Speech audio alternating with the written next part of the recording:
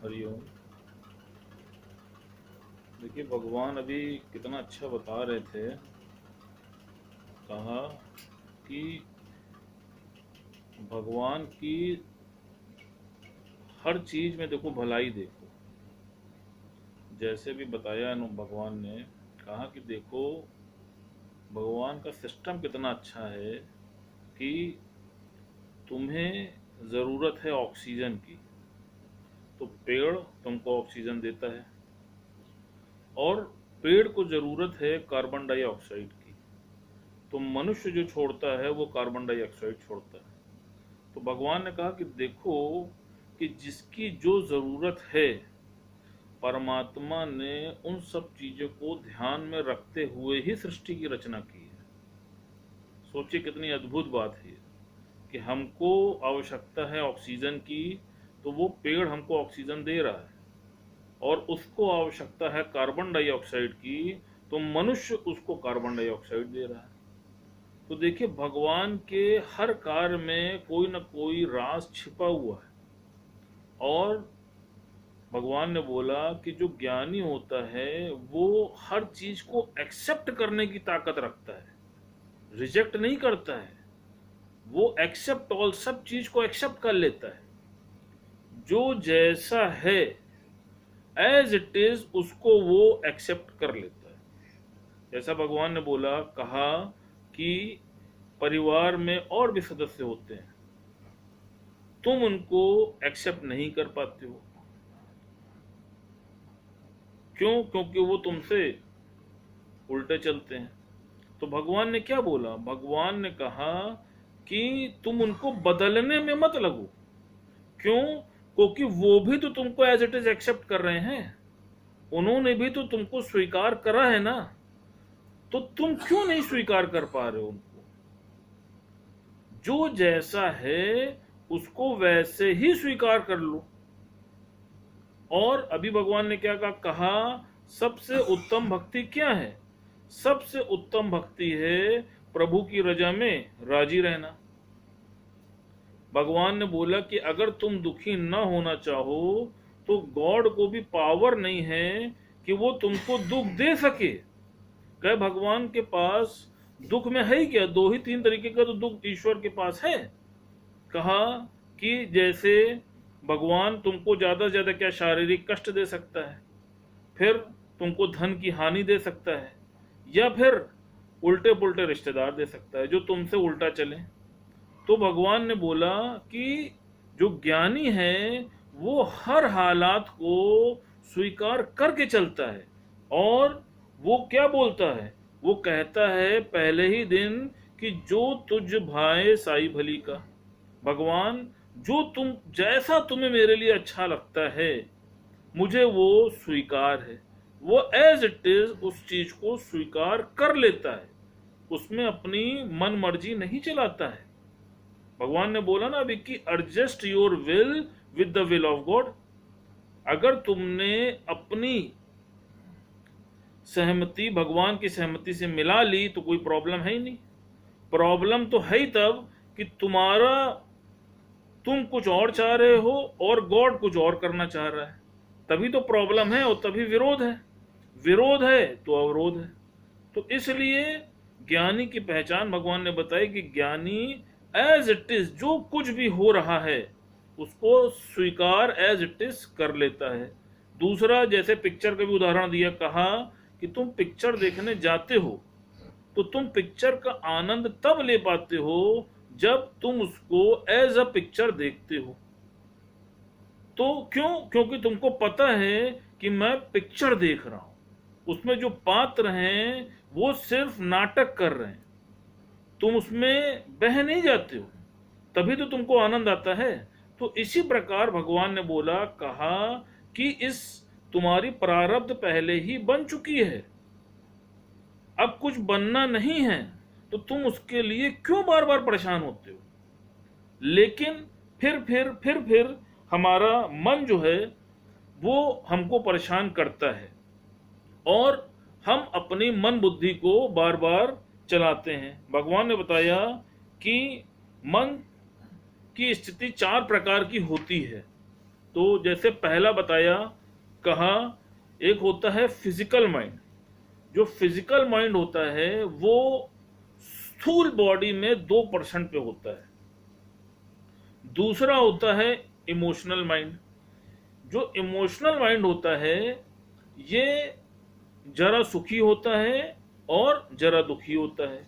जब हमारे जीवन में सुख के पल होते हैं और हम उनको याद करते हैं, जैसे हम वैष्णो धाम गए, सुख का पल महसूस हुआ, हमने उसको ध्यान किया, याद किया, तो हमको आनंद की अनुभूति होती है। या आप केदारनाथ धाम गए, आपने उसको याद किया तो आपको आनंद की अनुभूति हुई। लेकिन इसी प्रकार ये जब सुख की अनुभूति होती है तो आनंदमय होता है, और फिर जब दुख की अनुभूति होती है तो कभी इसको दुख की भी अनुभूति होती है। कैसे कि किसी ने आपके साथ बेईमानी की, किसी ने आपके साथ झगड़ा किया, तो जब आप उसका चिंतन करते हैं तो आपका मन दुखी हो जाता है। तो उसको बोला है इमोशनल माइंड। फिर आता है इंटेलेक्चुअल माइंड। ये होता है संशयात्मक बुद्धि। हर समय आपका मन संशय भ्रम में रहता है। जैसे अब आपने हाई स्कूल पास किया तो अब आप कंफ्यूज्ड हैं, संशय में हैं कि हम साइंस साइड जाएं कि आर्ट साइड जाएं कि कॉमर्स साइड जाएं। आप डिसीजन नहीं ले पा रहे। या आप किसी डॉक्टर के पास इलाज कराने गए, अब आपको कॉन्फिडेंस नहीं आ पा रहा है, आप ये समझ नहीं पा रहे हैं कि ये डॉक्टर मुझे ठीक कर पाएगा या नहीं कर पाएगा। आप उस पर विश्वास नहीं कर पा रहे हैं, उस पर आप संशय कर रहे हैं। या आप गुरु की भी शरण में आए तो आपके मन में संशय है, गुरु के प्रति भी विश्वास नहीं है। तो हर चीज में संशयात्मक बुद्धि आपकी बनी रहती है। इसको बोलते हैं इंटेलेक्चुअल माइंड। और फिर चौथा भगवान ने बताया क्या है, वो है थॉटफुल माइंड। वो निरंतर सोचता रहता है, मुंगेरी लाल की तरह। जैसे ऐसा होगा वैसा होगा, कुछ न कुछ उसके दिमाग में उफापो चलती रहती है, जिसको आप बोल सकते हैं डिप्रेस्ड माइंड भी। जो लोग डिप्रेशन में आ जाते हैं सोच सोच के कि ऐसा ना हो जाए, ऐसा ना हो जाए, हमेशा भयभीत रहते हैं, तो वो होती है चौथी स्थिति, थॉटफुल माइंड। लेकिन दादा भगवान ने क्या बोला? दादा भगवान ने बोला कि thinking is not your real nature. तुम्हें सोचना तुम्हारा स्वभाव है ही नहीं, तुमको सोचना ही नहीं है। सिर्फ उस परमपिता परमेश्वर पर विश्वास रखना है कि जो कुछ भी मेरे साथ हो रहा है वो अति उत्तम हो रहा है। दूसरी बात, अब आप सोचिए कि आप सोचते क्यों हैं।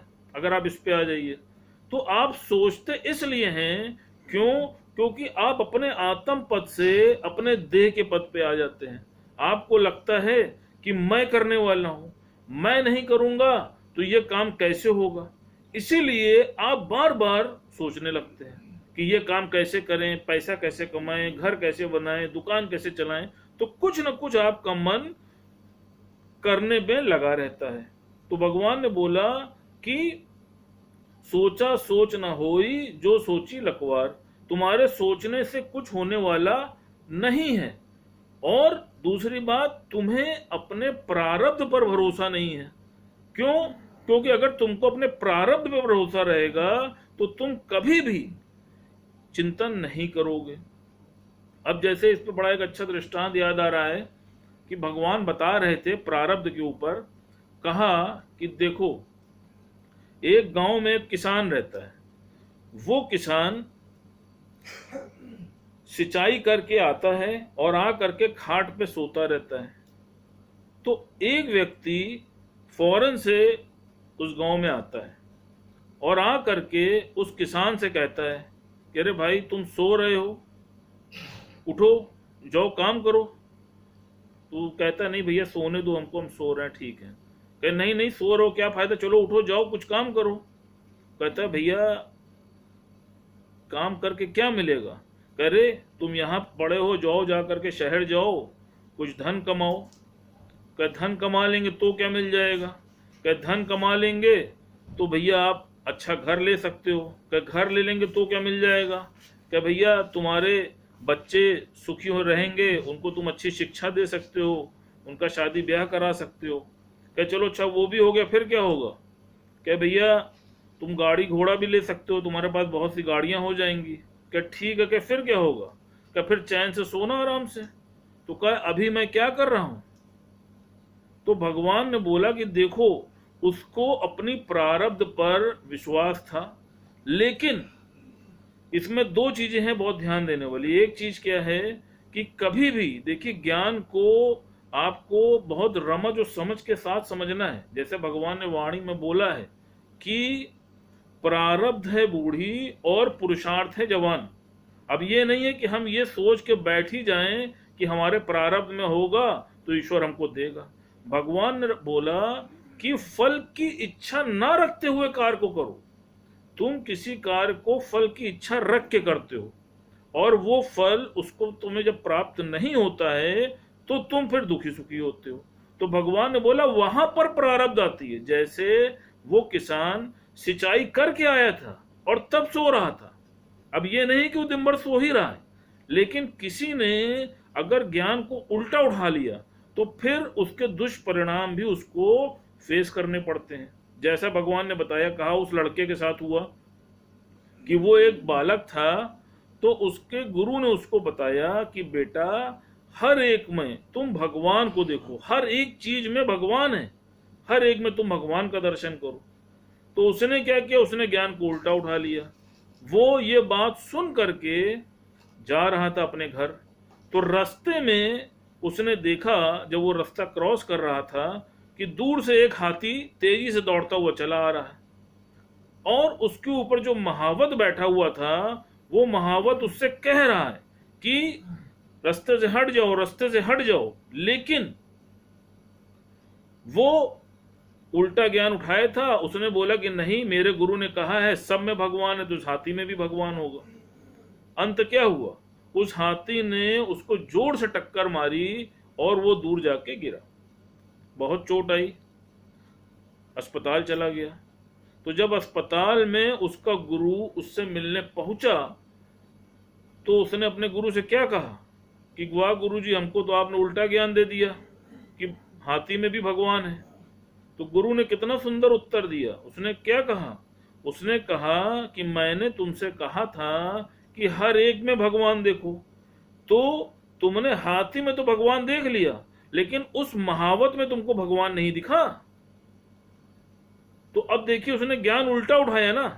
तो ज्ञान को भी आपको पूरा उठाना है, और अगर कहीं पे आपको समझ में नहीं आता है तो उसके लिए अपने संशय भ्रम को दूर करना है, गुरु से मिल के पूछ के। इसीलिए गुरु जी ने बोला कि जड़ चीजें चेतन को ज्ञान नहीं दे सकती हैं, चेतन को चेतन ही ज्ञान दे सकता है। इसीलिए आप देखिए कि जितनी पुस्तकें हैं, पुस्तकों में तो हर चीज लिखी हुई है और सब लोग लिख के गए हैं, बड़े बड़े राइटर, लेकिन क्या पुस्तक पढ़ के आप सही ज्ञान को ले पाते हैं? क्या आप उतना ही ज्ञान उठा पाते हैं जितना आपके अंदर समझ होती है। अब उसके दो उदाहरण हैं। एक उदाहरण आप देखिए कि जैसे तैराकी की किताब आती है कि कैसे तैरा जाता है, हाउ टू स्विम। आप किताब लीजिए, मिल जाएगी, उसमें लिखा हुआ है तैरने की क्या विधि है। तो अब ये बताइए कि क्या उस विधि को पढ़ करके आप तैर सकते हैं? अगर आप उसमें उस तरीके को पढ़ें और उसके बाद आप अगर जमुना जी में जाएं तो क्या आप तैर लेंगे? आप डूब जाएंगे। उस समय आपको एक साकार गुरु की आवश्यकता पड़ती है, जो पानी में आपके साथ जाए और आपको प्रैक्टिकल करके दिखाए। फिर उसके बाद आपको नीचे से वो सहारा देता है कि नहीं बेटा, तुम इस तरह से तैर सकते हो। तो क्या स्थिति आती है कि धीरे धीरे करते करते एक स्थिति ऐसी आती है कि आप तैर लेते हैं। फिर दूसरा उदाहरण भगवान ने बताया जो अपने गुरु ग्रंथ साहब में लिखा हुआ है। भगवान ने क्या बोला कि चरण साधु के धोए धोए पी और अल्प साधु को अपना जीव। मतलब अब जिसको जितना ज्ञान था उसने उसी के अनुरूप उस चीज को उठा लिया। चरण साधु के धोए धोए पी का मतलब लोगों ने यह समझा कि साधु संतों के चरणों को धो के पी लो, हमारी मुक्ति हो जाएगी। लोग उनके चरणों को धो के पीने लगे। परिणाम क्या हुआ? परिणाम यह हुआ कि पथरी हो गई, अल्सर हो गया, कई तरीके की बीमारी हो गई। और फिर उसके बाद क्या आगे लिखा है, अल्प साधु को अपना जीव। तो उस पर लोगों ने क्या समझा कि साधु संतों को जाके अपने को अर्पित कर दूं। महिलाओं ने अपने को, अपना शरीर उनको अर्पित कर दिया। उसका परिणाम क्या हुआ कि व्यभिचार पैदा हो गया। फिर जब हम गुरु की शरण में आए तो गुरु ने उसका सार हमको बताया। क्या बताया? भगवान ने बोला कि चरण साधु का धोए धोए पी का मतलब यह है कि देखो, संस्कृत में जो पैराग्राफ होता है उसको बोलते हैं चरण। कि मतलब कि तुम इन इस पैराग्राफ को बार बार पढ़ो। तो जब तुम उस पैराग्राफ को बार बार पढ़ोगे तो तुमको उसमें नए नए अर्थ समझ में आएंगे। लेकिन हमने चरण का मतलब दूसरा समझ लिया कि उनके मैले पैरों को धो करके उसका पानी पी लो, हमने ये समझा। और भगवान ने ये बताया कि उस चरण का मतलब है कि तुम संस्कृत में जो चरण आता है उसको बार बार पढ़ो और फिर तुम्हें उस पर नया अनुभव होगा। तो चरण साधु का धो धो पी, तो चरण का मतलब ये हो गया। फिर अल्प साधु को अपना जीव, मतलब कि अपना जो ये जीव भाव है ये तुम गुरु को समर्पित कर दो, अपना जीव भाव। और हमने क्या समझा? हमने समझा कि हम अपने शरीर को गुरु को समर्पित कर दें। तो अब देखिए, साकार को साकार ही तो ज्ञान दे सकता है। आप सोचिए, जड़ चीजें साकार को ज्ञान नहीं दे सकती हैं। फिर दूसरी बात कि आप सोचिए कि आप स्कूल कॉलेज क्यों जाते हैं? बच्चे को कोई बड़े से बड़ा प्रोफेसर भी होता है, अध्यापक भी होता है, लेक्चरर होता है, प्रिंसिपल होता है, उसका बच्चा भी स्कूल क्यों जाता है? वो चाहे तो अपने बच्चों को घर पे पढ़ा सकता है, किताबें तो है ही उसके पास। लेकिन जब वो साकार गुरु की शरण में जाता है तब उसको वो ज्ञान समझ में आता है। फिर उसका एक एनवायरनमेंट होता है, उसकी वृत्ति वहां पर एकाग्र होती है, जो चीजें उसके घर पे नहीं हो पाती हैं। तो सबसे मेन चीज यही है कि देखिए, हम लोग बहुत अधिक भाग्यशाली हैं कि हमें ऐसा गुरु मिला है। और सबसे बड़ी बात सोचिए कि दादा भगवान के बारे में आप सोचिए कि कितनी उन्होंने कठिन मेहनत करी है इसके लिए। हम लोग तो सिर्फ, मतलब ऐसे समझ लीजिए कि सिर्फ मक्खन खा रहे हैं। दादा भगवान ने मतलब 14 साल तक एक ही कमरे में रह करके और 147 पॉइंट निकाले। इस धरती पे जितने भी शास्त्र हैं सबका उन्होंने अध्ययन किया, और सबका अध्ययन करने के बाद उन्होंने 147 पॉइंट्स दिए हैं। जिसमें पहला पॉइंट दादा भगवान ने बोला है कि इच्छा मात्रम अविद्या। किसी भी चीज की इच्छा की उत्पत्ति ही आपके दुख का कारण है। तो अब आप सोचो, कभी कल्पना करो आप कि आप किसी भी चीज की इच्छा कर क्यों रहे हो? अगर आप इच्छा नहीं करते हो तो क्या वो चीज आपको प्राप्त नहीं होती है? जैसे एक बड़ा अच्छा भगवान उदाहरण बता रहे थे, कहा कि दो लोगों के पास खेत होता है और एक आदमी का ईश्वर पर फेथ होता है, एक आदमी अपनी मन बुद्धि चलाता है। तो जो मन बुद्धि चलाता है उसके मन में यह भाव आता है कि यहां पर, उसके मन में यह भाव आता है कि यहां पर हम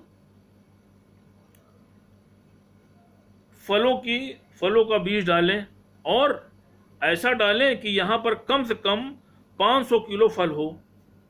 और जो दूसरा होता है उसके मन में आता है कि ठीक है भैया, खेत है हमारा, हम भी बीज डालते हैं, जो प्रभु को देना है वो हमको देगा। तो अब आप बताइए कि जिसने इच्छा रख के डाला, अब उसका 500 के बजाय अगर 400 फल हुए तो उसको कष्ट हुआ कि भाई हमें कम फल आए। और जिसने निरीक्षा होकर डाला तो क्या उसको फल नहीं मिलेगा क्या? बताइए, उसको भी फल मिलेगा ना। तो यही भगवान का कहना है कि किसी भी कार्य को करो तो उसको निरीक्षा होके करो। पुरुषार्थ करना है, लेकिन पुरुषार्थ के साथ साथ उसकी इच्छा नहीं रखनी है, प्रभु को समर्पित करके करना है। आप ऐसा करेंगे तो निश्चित तौर पे आप देखिएगा आपको बहुत आनंद आएगा। हरिओम।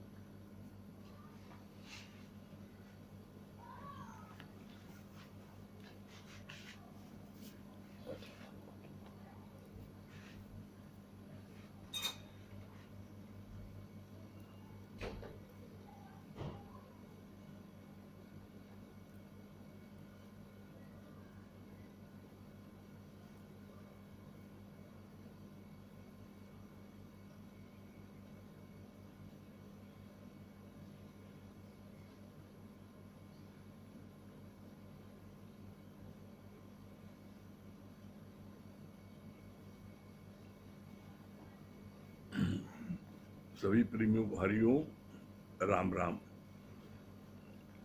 कितना अच्छा अभी अमित भैया बता रहे थे। हम लोगों का गीता का 14वां अध्याय चल रहा है। कल 14वां अध्याय का चौथा श्लोक कल कंप्लीट हुआ था। तो चौथे में क्या लिखा है भगवान ने, उसकी लास्ट लाइन पढ़ देते हैं। जो परमात्मा की माया को भली प्रकार जान लेते हैं वो फिर माया से उपराम हो जाते हैं और परमात्मा में लीन हो जाते हैं, आवागमन से छूट जाते हैं। कल यहाँ तक हुआ था, कल यहाँ तक हुआ था। उसके आगे आज भगवान बोल रहे हैं। क्या आज 14वें अध्याय का 5 श्लोक से 10 श्लोक तक है। क्या भगवान बोलते हैं, इन श्लोकों में 3 गुणों का वर्णन बताया है। गुणों की वजह से ही देह के बंधन है, पर तुम गुणातीत हो जाओ तो निर्बंधन हो जाओगी। सतोगुणी व्यक्ति को फिर अपनी अच्छाइयां, अपने गुणों का अहंकार होता है। भगवान ने क्या बोला, कहा कि मनुष्य जो है 3 गुणों के अधीन होते हैं। 3 गुणों के अधीन हर मनुष्य होता है। कोई बिरला ऐसा होता है जो त्रिगुणातीत हो, तीनों गुणों से ऊपर हो, उसको बोलते हैं त्रिगुणातीत। तो हर व्यक्ति किसी न किसी गुण में बंधा है। ये गुण उनको बांध देते हैं। और 3 गुण कौन से हैं, सत्वगुण, रजोगुण, तमोगुण, ये 3 गुण होते हैं। तो भगवान ने क्या बोला, जो सत्वगुणी व्यक्ति है उसको अपनी अच्छाइयों का, अपने गुणों का अहंकार होता है। सत्वगुण क्या है, इन तीनों गुणों में सत्व, रजो, तमो, इन तीनों गुणों में सत्वगुण सबसे अच्छा माना जाता है। क्यों माना जाता है, सत्वगुण में क्या आता है, पूजा पाठ, जप तप, दान पुण्य, तीर्थ, गंगा स्नान, ब्राह्मणों को खिलाना, दान देना, ये सब सारी अच्छी बातें हैं। तो इसलिए जो सत्वगुण व्यक्ति होता है उसके अंदर में बड़ा अभिमान आ जाता है, बहुत अभिमान आता है। कैसे होता है, बोला तीरथ तप और दान कर, मन में धरे गुमान, नानक निष्फल जाता है जो कुंचर स्नान। जो सत्वगुण व्यक्ति होता है कैसे अहंकारी होता है, बोला जैसे हाथी नहाने के बाद में मट्टी में लोटपोट करता है तो उसके मट्टी और देह में चपक जाती है। तो इसलिए बोला कि जो सत्वगुण व्यक्ति है उनके अंदर में अहंकार बहुत होता है।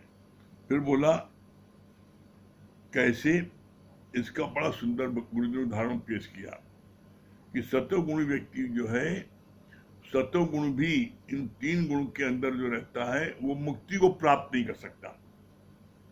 इन तीनों गुणों में सत्वगुण सबसे बेस्ट है, इसके बावजूद भी सत्वगुण तुम्हें मुक्ति को प्राप्त नहीं करा सकता। कैसे, उसका बहुत सुंदर गुरु ने उदाहरण पेश किया। क्या पेश किया, एक व्यक्ति जंगल में जा रहा था, उसको डाकुओं ने पकड़ लिया।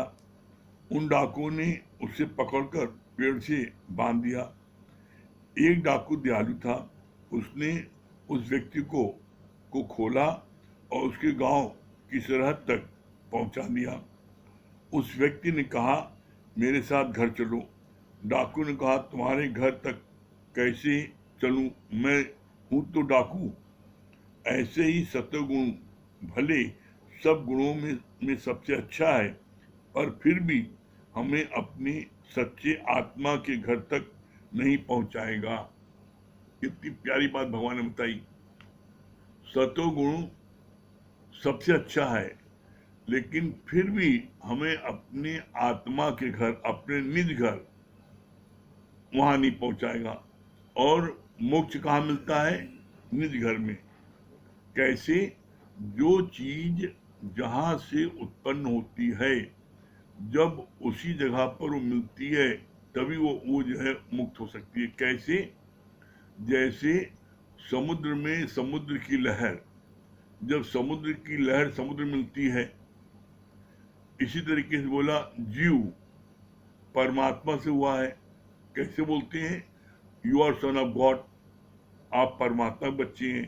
तो परमात्मा के बच्चे, तो परमात्मा में जब मिलोगे तभी तो मुक्ति होगी, और नहीं तो अंत काल की वासना के अनुसार यदि आपको जन्म हुआ तो किसी न किसी योनि में आप जाओगे। तो यहाँ पर कितना अच्छा बोला कि डाकू ने, आखिर मैं हूं तो डाकू ना, तो मैं डाकू हूं तो मैं आपको सरहद तक पहुंचा दिया, मैं घर तक नहीं आ सकता। मतलब अपनी आत्मा के घर में, निज घर में हमको सत्वगुण नहीं पहुंचा सकता। फिर आगे बोला दादा भगवान ने, दादा भगवान कभी तो बहुत शांत, कभी भक्तों के लिए रजोगुण और कभी तमोगुण की भांति सो जाते थे। कभी कोई उनके पास 2 घंटे भी बैठता था, फिर भी वो एक अक्षर की बात नहीं करते थे। हम सबको तो लिहाज आएगा कि कहीं अगले को बुरा न लग जाए। तीनों गुण ज्ञानी में भी दिखते हैं, पर फिर भी वो गुणों के अधीन नहीं होता।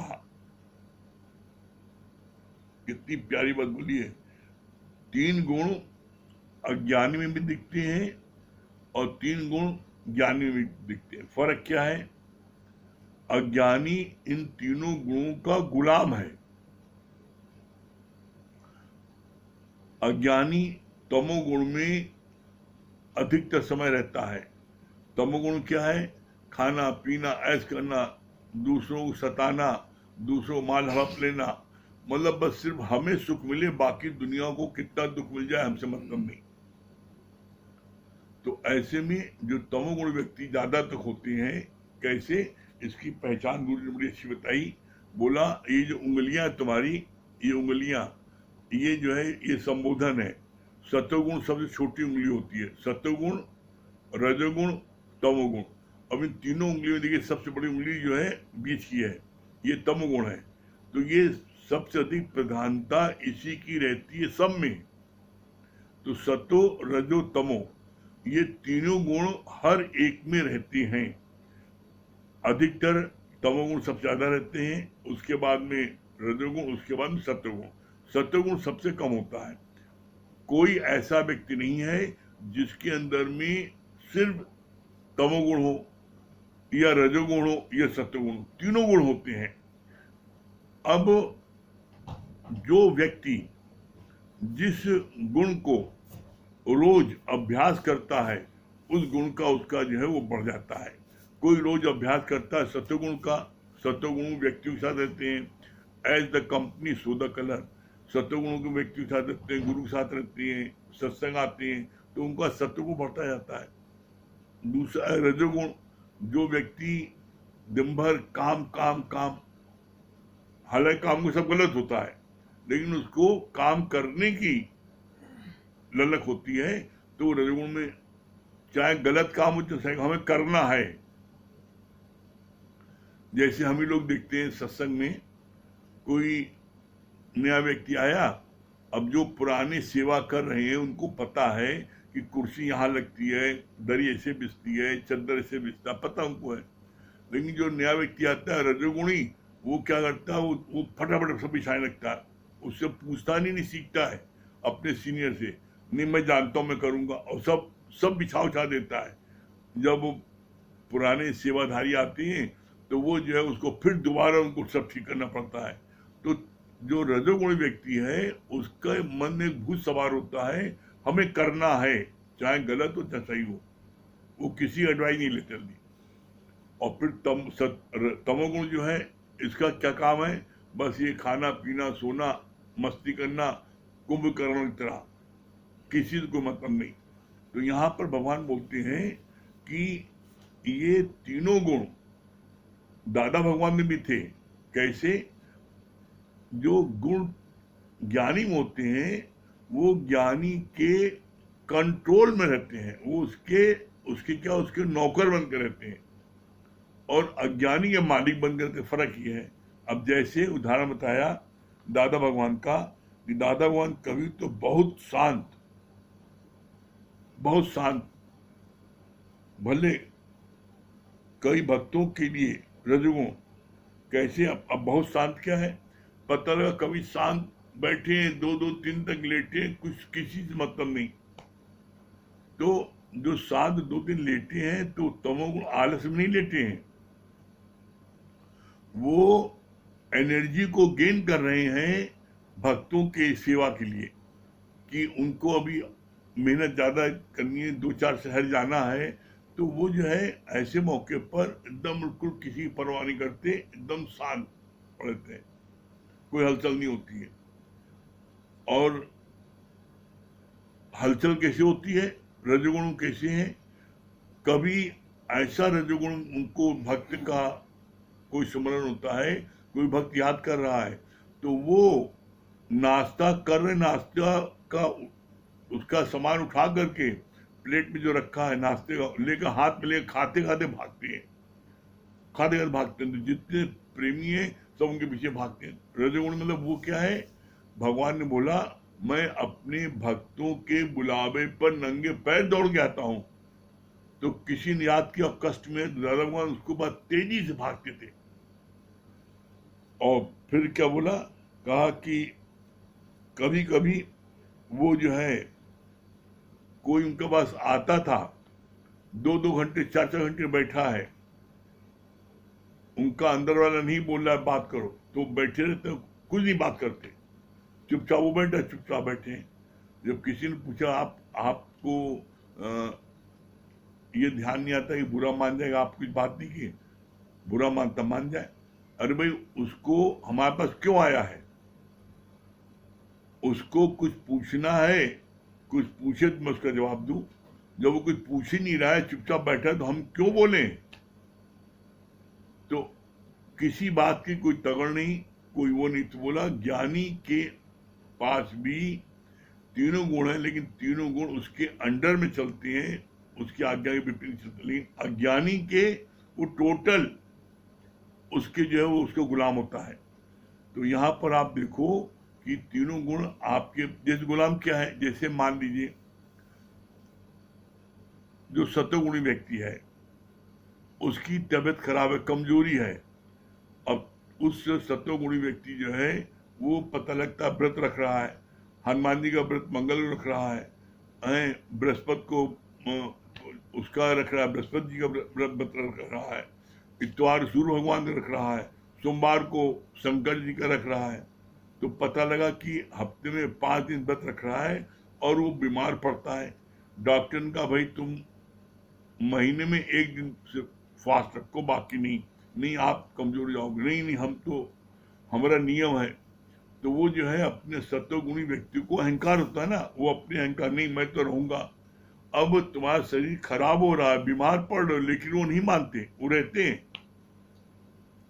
तो बोला ऐसे में कि यहाँ पर जो अज्ञानी है, चाहे वो सत्वगुण के गुलाम हो, चाहे वो रजोगुण के गुलाम हो, और चाहे वो तमोगुण के गुलाम हो, जो अज्ञानी है वो तमोगुण गुलाम क्या है, पता लगा कि 10 बजे सो उठ रहे हैं, जबकि भगवान ने क्या बोला, प्रातः काल अमृत बेला, अमृत बेला क्यों बोला गया है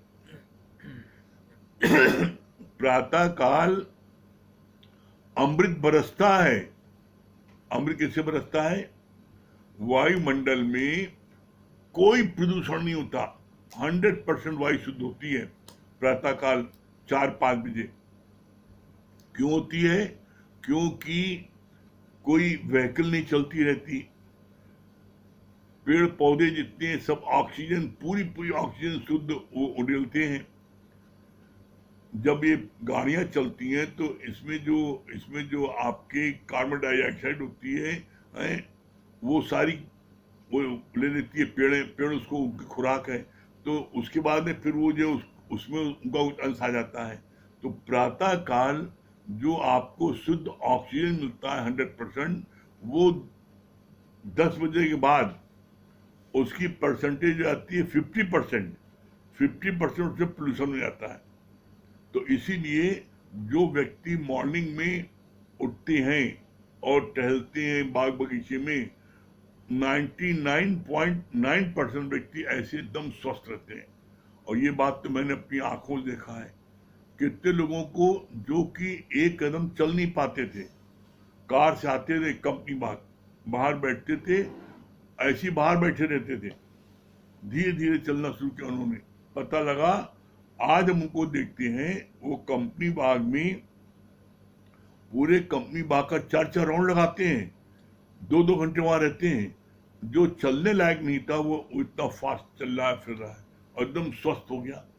तो क्यों? क्योंकि जो आजकल जो डेथ हो रही है, डेथ क्यों हो रही है? ऑक्सीजन, सांस रुक जा रही है, ऑक्सीजन नहीं मिल पा रहा है, कमी हो रही है।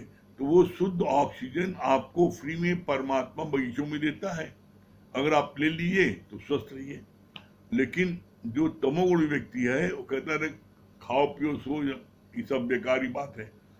जो सोने में सुख है, जो सोने में मजा आता हो कि वो टहलने में क्या मजा है? तो अपनी अपनी थिंकिंग है। तो वो चूंकि वो तमोगुण का गुलाम है तो सोता देर तक है। फिर इसके लिए भगवान ने बोला कि यहाँ पर आप किसी गुण में बंधे हो तो आपको नुकसान होगा। अब हेल्थ आपकी परमिट नहीं कर रही है, लेकिन सत्वगुण आपको नहीं, मैं तो व्रत रखूंगा नहीं। ज्ञानी सारे गुणों को रखते हुए भी लेकिन वो इससे उपराम रहता है। कैसे रहता है? वो त्रिगुणातीत, सतो रजो तमो, इन तीनों गुणों के उपराम कैसे होता है? निकर्मी। निकर्मी मतलब क्या हुआ? कोई कार्य आप जो करती हैं उसमें इच्छा और अहंकार के सिवा, जिसको बोलते हैं निष्काम कर्म। जो निष्काम कर्मी होता है उसके कोई भी कर्म नहीं बनते। और ये जो है निष्काम कर्म, निकर्मी, सिर्फ एक ये गीता ज्ञान सुनने के बाद व्यक्ति हो सकता है, बाकी किसी भी साधन से निष्कामी व्यक्ति नहीं हो सकता। निष्कामी व्यक्ति, गीता ही हमको सिखाती है। गीता में पहला अध्याय जो है विषाद योग है। जब दुख आया दोनों भाइयों पर, कौरव पांडव पर, तो वो भगवान की शरण गए। तो दूसरा अध्याय में जब क्या किया, उन्होंने उनको ज्ञान दिया। जब भी आपकी शरण कोई आए अपनी किसी प्रॉब्लम को लेकर के, तो उसको ज्ञान बताओ। भगवान कृष्ण ने क्या किया? दूसरे अध्याय में उनको ज्ञान बताया। और ज्ञान बताया। तीसरा अध्याय है कर्म। जो कर्म की बात आती है, यहाँ कर्म की बात आती है निष्काम कर्म। निष्काम कर्म जो है, निष्काम कर्म क्या है? इच्छा और अहंकार के सिवा जो कार्य करते हैं वो है निष्काम कर्म। तो आप देखो, आप निष्काम कर्म करते हो 1 मिनट, और निष्कामी जो है वो निर्बंधन रहता है, वो किसी बंधन में नहीं आता। क्यों? हमें किसी चीज से इच्छा ही नहीं ना, हमें किसी को चाहिए नहीं। जब आपको किसी से कुछ नहीं चाहिए तो आप पूरे पूरे भगवान अभी हैं। कैसे? उसका जवाब गुरु ने दिया। क्या बोला? चाह चमारी चीमड़ी अत नीचन से नीच, और तू तो पूरन ब्रह्म है यदि चाहना होती भी। तुम तो पूरे ब्रह्म हो। एक तुम्हारी चाहना जो है तुमको ब्रह्म से जीव बना देती है। जीव बने क्यों? तुम्हारी किसी इच्छा ने बनाया। तो बोला वो इच्छा पूरी हो जाए तब भी दूसरी इच्छा पैदा होगी, तीसरी इच्छा पैदा होगी। इच्छा की खूबी है, इच्छा की खूबी है कि एक इच्छा पूरी होगी दूसरी पैदा होगी, दूसरी पूरी होगी तीसरी हो जाएगी। तो बोला तुम अच्छे भले, तुम ब्रह्म थे, अच्छे भले परमात्मा थे, अच्छे भले भगवान थे, लेकिन अपनी किसी चाहना कारण तुम जो है भगवान से बन गए जीव। और उस चाहना की जो पूर्ति के लिए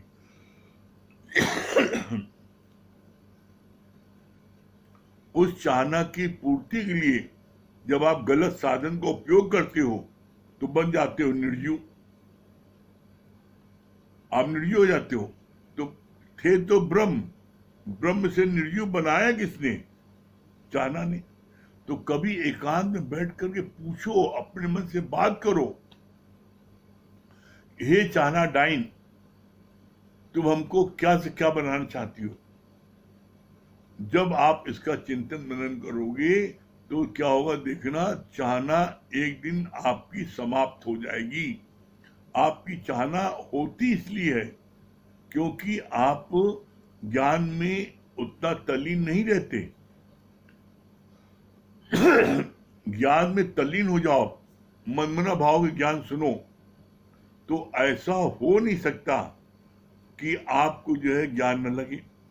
ज्ञान आपके ऊपर हावी न हो, ऐसा हो ही सकता। लेकिन आप जब अपने ज्ञान को सुनने में लापरवाही करते हो,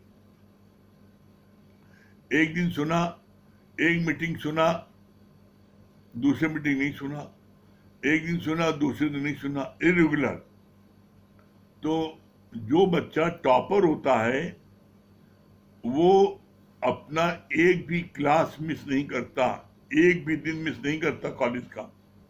वो रोज अपना हर पीरियड अटेंड करता है, जितना उसको पढ़ाया था उसको घर में आके दोहराता है, उसको रिवाइज करता है, और नागा कभी नहीं करता, और अपने गुरुजन से हर प्रश्न को पूछता है।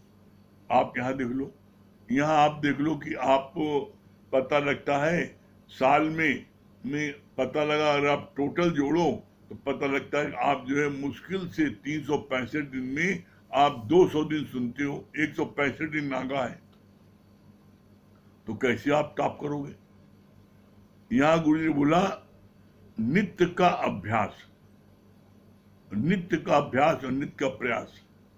जब आप नित्य का अभ्यास करोगे, रोज ज्ञान सुनोगे, तो क्या होता है, बोला करत करत अभ्यास के जड़ मत हो सुजान।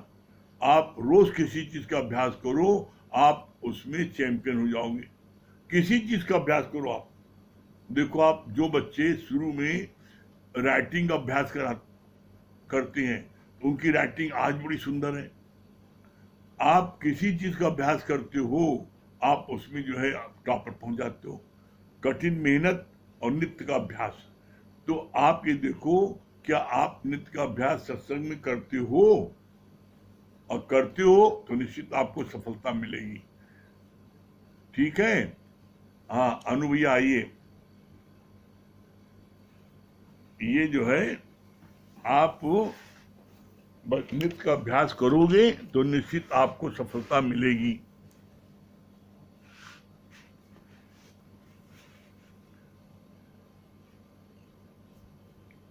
चलिए, अनु भैया भजन सुना रहे हैं।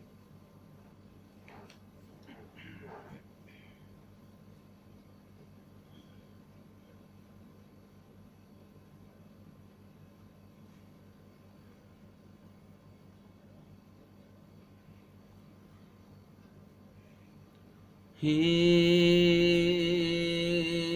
मारुति, हे मारुति, हे मारुति, सारी राम कथा का सार तुम्हारी आंखों में। हे मारुति, सारी राम कथा का सार तुम्हारी आंखों में। दुनिया भर की भक्ति का है,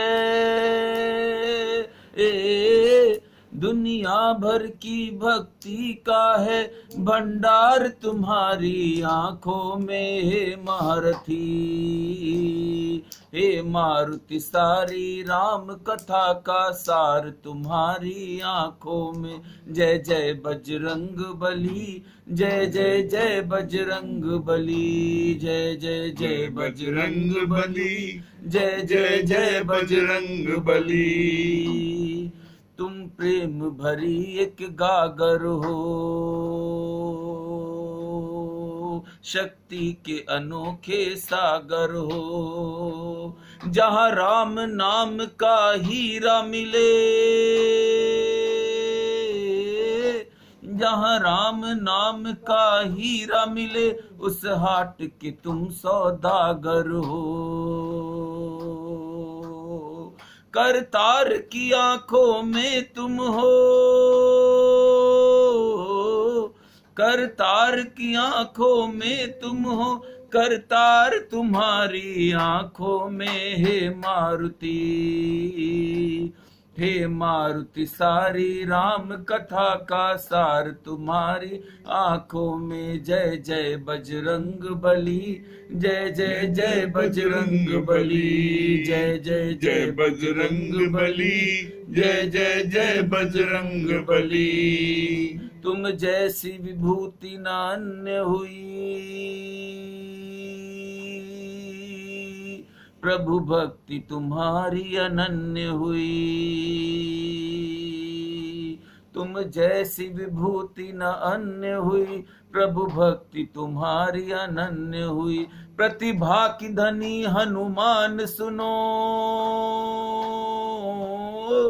प्रतिभा के धनी हनुमान सुनो, तुम्हें पाके ये धरती धन्य हुई। दिन रात लगा रहता प्रभु का, दिन रात लगा रहता प्रभु का दरबार तुम्हारी आंखों में मारुति। हे मारुति सारी राम कथा का सार तुम्हारी आंखों में जय जय बजरंग बली, जय जय जय बजरंग बली, जय जय जय बजरंग बली, जय जय जय बजरंग बली। लंका को तुम्ही ने जलाया था, लक्ष्मण को तुम्ही ने जिलाया था। संजीवनी बूटी ला करके, संजीवनी बूटी ला करके लक्ष्मण को तुम्ही ने जिलाया था। तुम लाखों में एक हो हनुमंता, तुम लाखों में एक हो हनुमंता। बस दिन रात लगा रहता प्रभु का दरबार तुम्हारी आंखों में हे महारथी। हे मारुति सारी राम कथा का सार तुम्हारी आंखों में जय जय बजरंग बली, जय जय जय बजरंग बली, जय जय जय बजरंग बली, जय जय जय बजरंग बली। हर भक्ति की भक्ति के प्राण हो तुम, हर वीर की शक्ति की शान हो तुम लाखों में एक हो हनुमंता, तुम लाखों में एक हो हनुमंता। तुम्हें पाके ये धरती धन्य हुई। माता मिथिलेश कुमारी का है प्यार तुम्हारी आंखों में हे मारुति।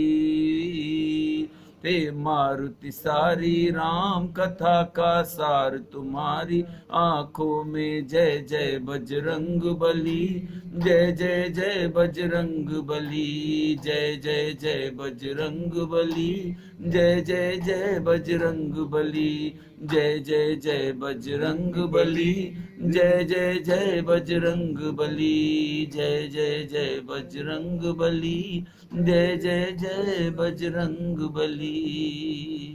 बहुत बढ़िया अनुज यार, वेरी गुड। हाँ हाँ, मंगल भैया पीछे दे दो।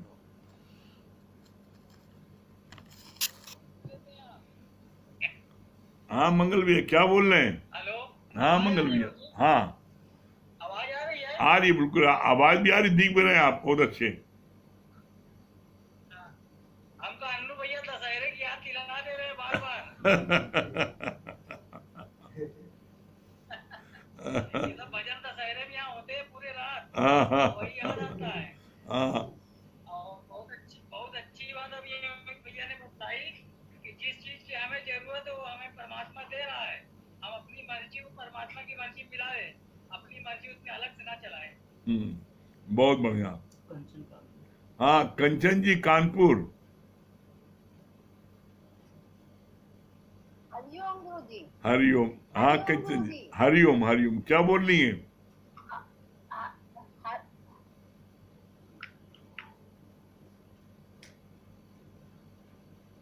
हाँ कंचन, हरिओम। भैया लोगों को भी हरिओम, हरिओम भैया। हरिओम हरिओम हरिओम हरिओम। बहुत अच्छा भजन गाते हैं भैया, आपको रोजाना ऐसे लगता है अब भैया गाना गाएंगे हम भैया आगे वाले। बहुत अच्छा भजन सुनाते हैं भैया आप। हाँ गुरु जी, ये अच्छा लगा गुरु जी कि ज्ञानी के पास तीनों गुण है पर उसके अंदर में काम करते हैं। अब गुरु जी एक ये भी अच्छी लगी कि एक चाहना ही हमको ब्रह्म पद से नीचे गिरा। हाँ, बहुत सुंदर, बहुत सुंदर। हाँ दिनेश भैया, जी हरिओम हरिओम हरिओम। हरिओम गुरु जी। दिनेश भैया, हरिओम गुरु जी। हाँ हरिओम। हाँ हाँ दिनेश भैया, हरिओम हरिओम। हरिओम भैया। क्या बता रहे हैं? बहुत अच्छा लगा आज गुरु जी ने बहुत अच्छा बताया कि जो जो तीन गुण होते हैं, ये बहुत अच्छा लगा। त्रिगुणातीत होने पर ही मोक्ष की प्राप्ति हो सकती है, मुक्ति तभी मिलेगी, ये बहुत अच्छा लगा। हाँ। और हमें तो लगता है कि अगर अपनी मर्जी चलाते हैं तो मर्ज बन जाता है, हाँ। कहीं न कहीं बीमारी आ जाती है। परमात्मा की रजा में राजी रहे तो सबसे बढ़िया है। हाँ, बहुत बढ़िया। हाँ महेश भैया,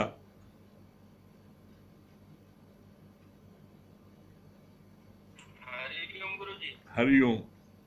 हाँ हरिओम, क्या बता रहे भैया? भैया हरिओम। बहुत अच्छी बात लगी गुरु जी। जैसे भैया ने बताया ना, अमित भैया ने, कि ऑक्सीजन हमको पेड़ से मिलता है। भगवान ने ऐसी सृष्टि की रचना की है कि जैसे हमारी शरीर के लिए सबसे अमूल्य चीज ऑक्सीजन है, तो वो हमें पेड़ देता है और हम उसको कार्बन डाइऑक्साइड देते हैं। इसीलिए जिस चीज की उत्पत्ति जहाँ से हो उसका शुक्राना हमेशा माने, भगवान की मर्जी में अपनी मर्जी मिला दे तभी सुख मिलेगा। हाँ। और जैसा अभी अनु भैया भी हम लोगों को एकदम बजरंग बली के साथ साथ दर्शन करा दे रहे हैं, और सच में हमें तो यही लग रहा है कि आप बजरंग बली बैठे हुए हैं, साथ बगल में राम लक्ष्मण बैठे हुए हैं, हमें ये अनुभव हो रहा है। तो सच में गुरु के दरबार में कहता अनु भैया का इतना जोरदार भजन रहता है कि सच में जैसे रोम रोम शुक्राने भगवान के निकलने लगते हैं। हाँ। जितनी भी महिमा आपकी गाय जाए कम है। सच में साक्षात रूप में जैसे लग रहा हमें कि बजरंग बली आप बन के बैठे हैं, दोनों राम लक्ष्मण बगल बगल बैठे हैं। हरिओम। हाँ क्या बोल रही है? हाँ क्या बोल रही है महेश की मम्मी? बहुत अच्छा लगा, बहुत भाग्यशाली है कि आप लोग के सानिध्य में हम लोग आए। इतने भाग्यशाली है कि आप लोग के साथ आके जो है तो धन्य हो गए।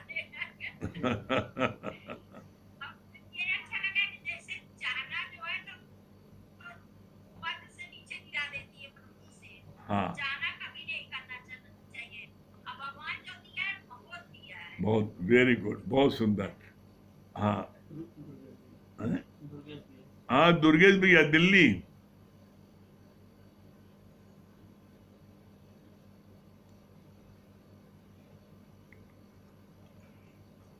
हरिओम गुरु जी। हाँ हरिओम हरिओम दुर्गेश भैया। हाँ गुरु जी, बहुत बहुत अच्छी बात बताया भैया ने। आपकी फोटो नहीं आ रही है।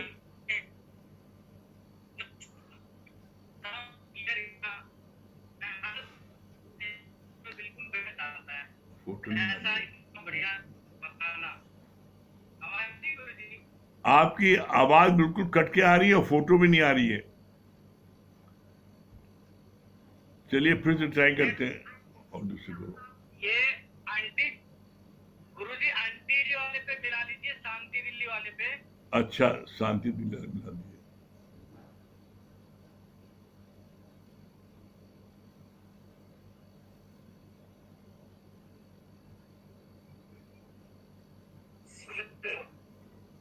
हाँ हाँ अभी दुर्गेश भी आ गए सामने। हाँ हरिओम गुरु जी। हरिओम हरिओम। हाँ गुरु जी, बहुत अच्छा, बहुत आनंद आ रहा है, बहुत मजा आ रहा है। और अमित भैया जो है इतना साफ साफ दृष्टांत एकदम बिल्कुल समझाते हैं, बहुत अच्छा, बहुत मजा आता है, सबको एकदम सहज में समझ में आ जाता है। इससे बहुत खुशी हो रही है, सब लोग बहुत आनंद, बच्चे बड़े सबके समझ में बहुत बढ़िया आता है। भैया बहुत अच्छे क्लियर समझाते हैं। और छोटे भैया तो भजन क्या कहने हैं, सबको झुमा देते हैं, सब अपने धुन में खो जाते हैं। भैया आंख बंद करके, हम लोग की आंख बंद करके सब खो जाते हैं उस टाइम। और अच्छी बात बताया ना आपने कि हर आदमी में 3 गुण होते हैं, ज्ञानी में भी 3 गुण होते हैं, अज्ञानी में भी 3 गुण होते हैं। तो जो बताया आपने रजोगुण, सतोगुण और तपोगुण, तो सबसे अच्छा सतोगुण है, लेकिन सतोगुण के रहने के बाद भी मुक्त नहीं हो सकते हो। मुक्त तभी होगा जब सतगुरु के शरण में आके ये गीता ज्ञान, ब्रह्म का ज्ञान, नित्य का अभ्यास करेगा, तो ही वो 84 लाख योनि से बच सकता है। हाँ, बहुत सुंदर। ये बहुत अच्छी लगी। हाँ हाँ, पूजा जी,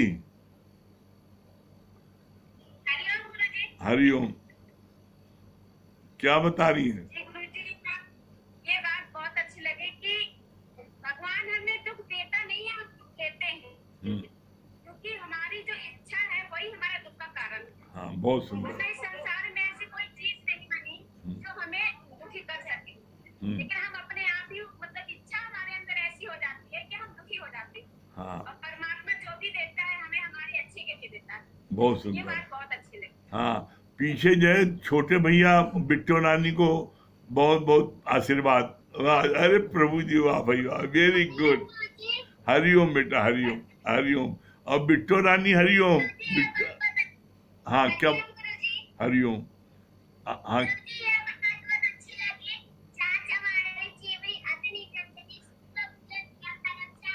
अरे वेरी गुड, बहुत सुंदर, बहुत सुंदर। हरिओम। अब बिट्टो रानी बताई। हाँ, बिट्टो रानी तुम बताओ बेटा। अरे वाह, वंडरफुल, बहुत सुंदर, वेरी गुड, बहुत सुंदर, बहुत बढ़िया। हाँ, शांति जी क्या बोल रही है? हरिओम गुरुजी। हरिओम, हरिओम गुरुजी। हरिओम, हरिओम, क्या बोल रही? अच्छा लग रहा है गुरुजी। भगवान की रजा में राजी रहो, नित्य का सत्संग सुनो, गीता ज्ञान सुनने से ही सारे काम शुद्ध हो जाएंगे। बहुत सुंदर, बहुत बढ़िया। हरिओम। गुरुजी। हाँ, सुदामा भैया क्या बोल रहे हैं? हरिओम गुरुजी। हाँ, हरिओम। अच्छी बात लगी। As the company, so the color। हाँ, जैसे बहुत सुंदर। बनी में रहेंगे हाँ, वैसे और हमने- बहुत सुंदर। हरिओम गुरुजी। हाँ, हरिओम, हरिओम। चित्रा जी, हरिओम, चित्रा जी, हरिओम गुरुजी। हरिओम, हरिओम, हरिओम। हाँ, चित्रा जी क्या बता रही है? बहुत अच्छा लगता है भैया का वजन, अमित भैया का एक एक दृष्टांत ऐसे एकदम अंदर उतर जाता है गुरुजी। बहुत अच्छा। आज हमको एक नया लगा, अमित भैया बता रहे थे, कह रहे थे जो गुरु ने कहा स्वर्ग में देखो भगवान, वो व्यक्ति जो जा रहा था तो हाथी के ऊपर बैठे थे, महावत बोला था हट जा हट जा, वो नहीं हटा, सोचा भगवान ने उठा के फेंक दिया। गुरुजी ने बताया था, तो फिर गुरुजी ने कितना अच्छा जवाब दिया। बोले कि अगर तुम हाथी में भगवान देख रहे हो, क्या महावत में भगवान नहीं देख पाए? हाँ, तो हाँ। गुरु वही बता रहे थे भैया कि उल्टा सीधा ज्ञान क्यों उठा रहे हो? जो ना आए गुरुजी से पूछे। बहुत अच्छा लगता है, बस बात है दोनों भैया को देख एकदम दिल खुश हो जाता है। गुरुजी, चलिए नरेंद्र भैया, चलिए चलिए, ओम को जाप करने टाइम हो रहा है, समय हो रहा है, ओम को जाप कर ले।